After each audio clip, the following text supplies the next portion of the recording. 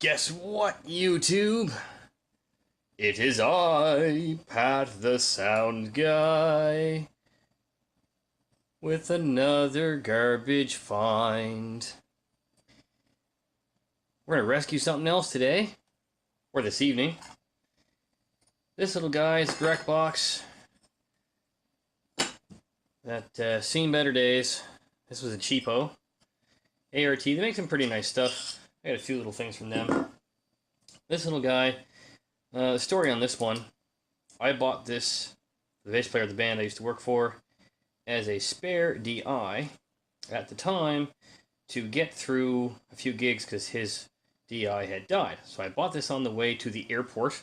It was on sale at the time, and I think it was about 25 bucks plus tax or something. So normally they're 30 bucks or $35 or something. These guys, they're cheap, but they have a decent sounding transformer.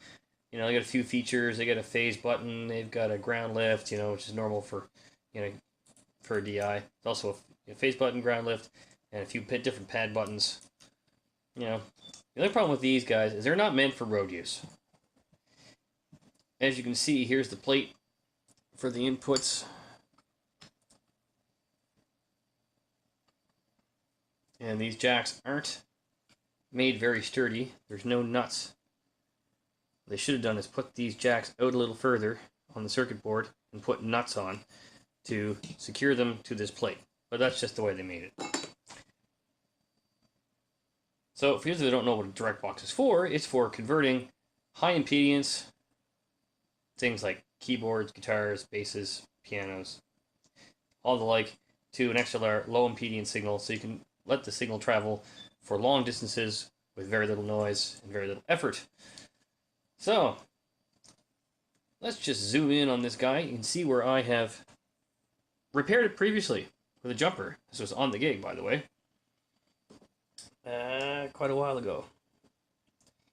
So what happens with these, without having any strain relief on the cover, all the strain from the cable being plugged into it, I don't know if you can see that or not. See those connections jiggling on the circuit board when I move the connector? Those are cold solder joints, are they called, or they're broken the traces right off the board.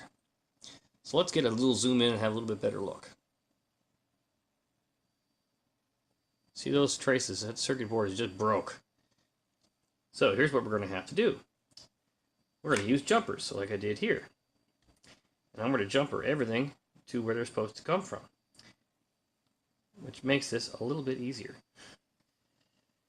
We just have to figure out which trace goes where and put jumpers across all the board to connect all these connectors and get to where they're supposed to be, so this will actually function again, because that's just not going to work.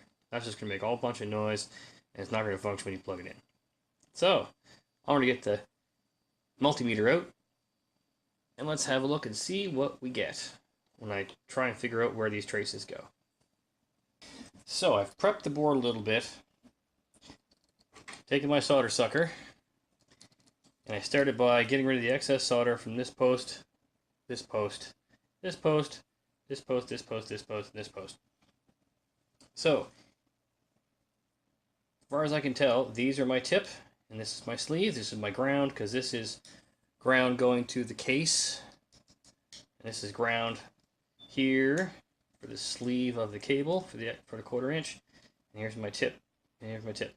So what I'm going to do is I've traced back this trace. You can see this trace goes, these two together and these jump together. This goes here, goes all the way around here, and follow this trace over to here, which is the end of a resistor on the other side of the board. This guy here.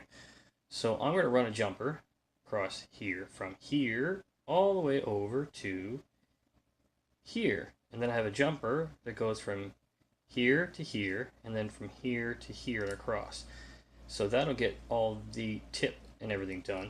Then what I can do is I can actually either solder a jumper from here, which is ground, on the solder that's here already, or make a scratch in the circuit board here on the surface of the trace and solder a jumper between here and here and here and here. And that will resurrect all of these connections and make it an operational direct box again, for basically free. So, because, you know, something that works good, sounds good, why toss it away? You know, why put it in the garbage? This is some good gear. We just have to modify it to make it better. And I think the ultimate way to modify this would be to actually take and put proper jacks inside the case. I'm not sure if there's enough room to do that or not.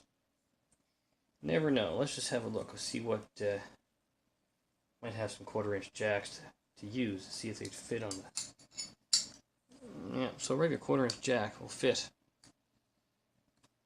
on the plate, but I don't think I'd have enough space and clearance necessary to make that all fit in the end. If they would fit, which looks like they don't really quite fit in there. There's not quite enough clearance. Not quite enough clearance if you get that in there. Almost enough. What I really could do is I could flip these over, these jacks right upside down, and run jumpers to them and put nuts on here if I had the nuts to fit on the ends of these, which I don't. So we're just going to resurrect it so the original jacks work and not use it for anything strenuous. If you really wanted to, you could always just put cables soldered right to the circuit board, you know, coming out the holes with strain reliefs on them. But, you know, it is what it is. It's a cheap direct box, so we'll make it useful for a spare or something like that. So, let's get to it. Get a little bit of flux going here. I'm a big fan of flux. Big fan of flux. Even though there's rosin core flux in the solder, sometimes a little extra flux goes a long way. A little flux on here. Little flux on here. Flux on here. Here. Here. Here. And this trace right over here.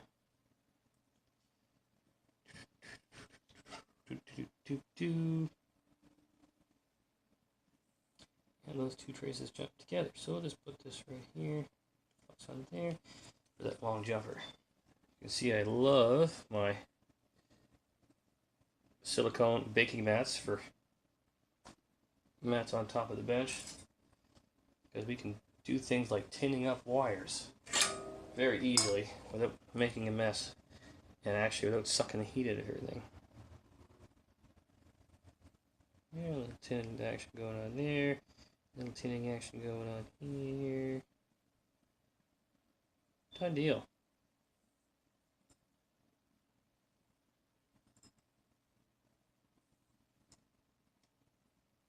So as you can see here, make sure that's in shot. Yeah, we're getting a little ghetto with it, but it's going to work. This is the kind of stuff you do if you're broke. Your kid's just starting out and you want some gear.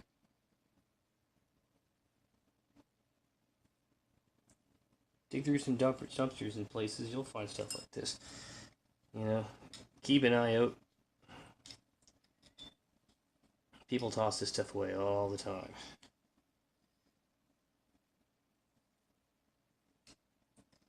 That's how that works. So, also what I'm doing here, we'll get the screwdriver. We'll just put a little pressure on that. There's a couple different things we're trying to accomplish here. When you solder these on, I want this wire directly in contact with the surface of the circuit board. So what that does, it helps anchor and keep that jack from moving, because you've got this soldered connection holding it down. So we're just going to push this over a little bit to make sure that touches good.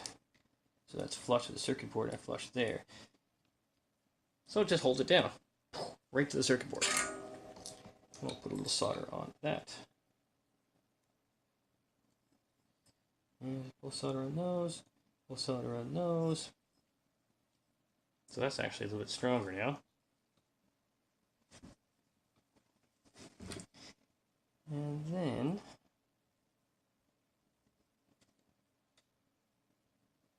we want to make sure that this has a jumper on it as well.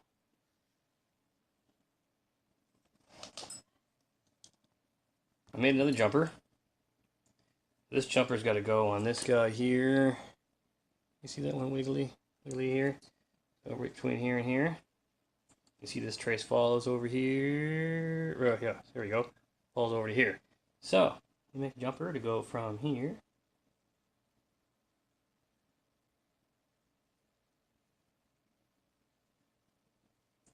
And then here.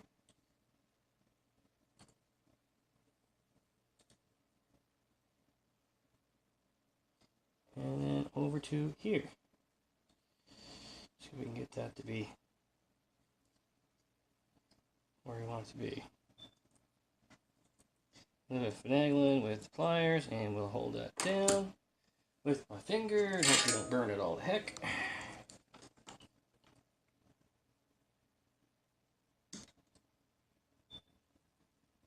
Done.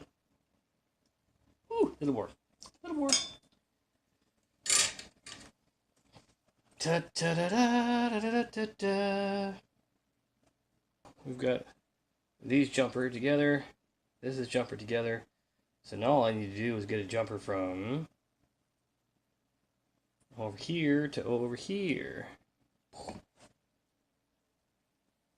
And jumper these ones to this piece of board here. So this one and this one have to jumper down to this, or right to this trace here. So not taking too long. It's a quick one. I made another jumper, tinted on both ends. So let's just jumper this to here, and then we'll fish it through all these traces or something over here, across this board like so.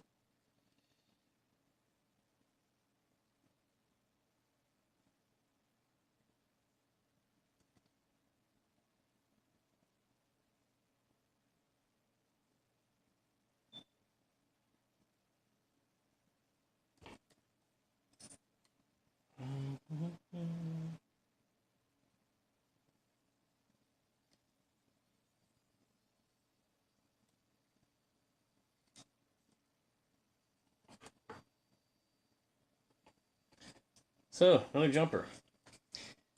This is a great way to fix something that's got burnt holes through the circuit boards. I had a couple of guitar pedals years and years ago, like 20 some years ago, that someone had plugged in the wrong power supply into them and burnt holes right through the circuit board.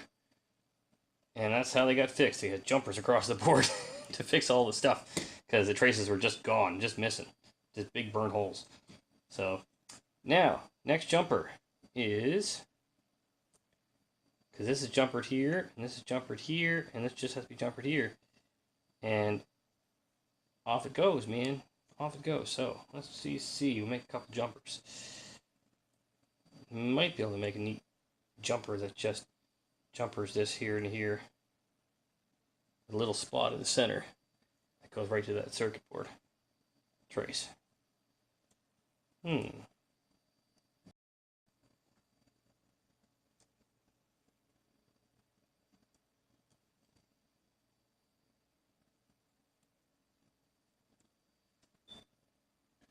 Okay, so I made another jumper. So it goes from here, goes to here, and then I've made a spot on the board with a little flux, and I'm going to tin that spot up and put a little dot of solder on it, and that will finish this all up.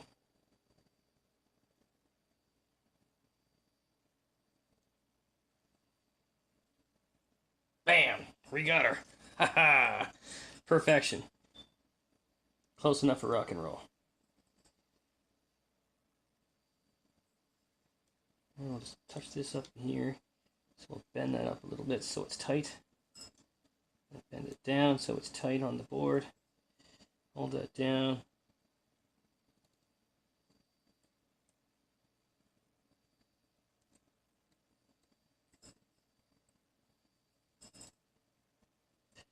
So a little bit of solder there.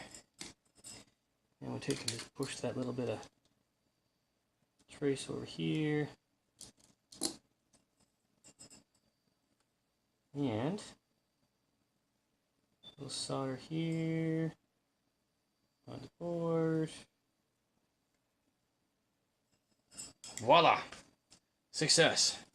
A little solder, a little wire, and hopefully this thing is operational. So tomorrow morning, we'll get the mixer out, and we'll fire this bad boy into the mixer with an XLR, plug something in these connections, so we'll see how it goes. We'll pop her back together. And let's see here. You see there's little slots. Circuit board fits in like that.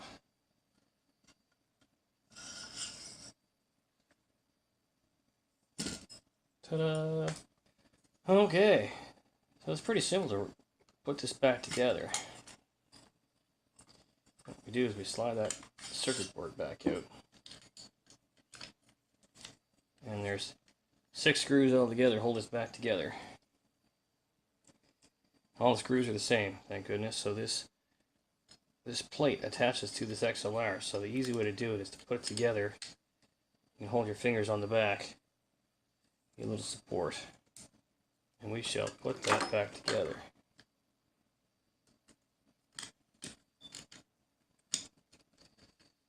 So,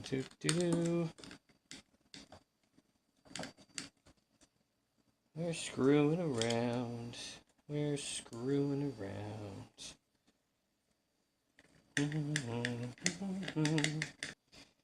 There, that's all put together. And then that slides in here.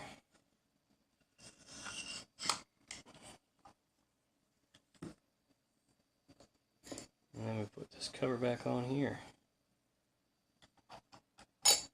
You know, 6 screws, a few pieces of wire, some solder, and we've got a whole other direct box again.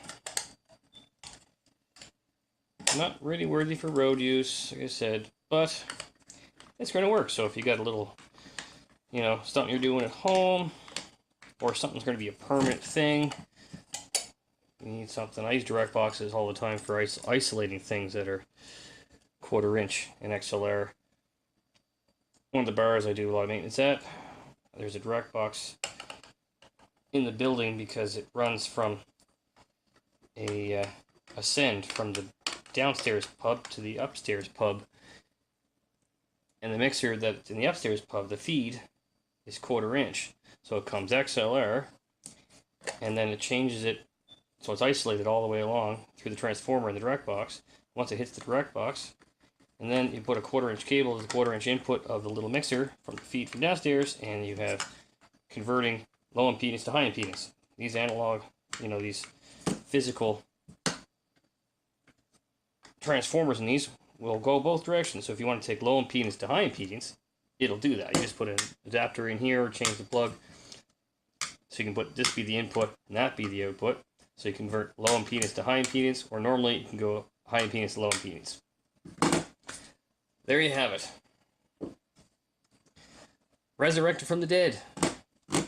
So tomorrow we will give this a try. We'll make another video. How's that? On plugging that in the mixer and giving it a go. I'd like to thank you very much for watching yet again another video. Please comment, subscribe, thumbs up, smash the like button, and we'll see you on the next one tomorrow morning. Keep the dream alive.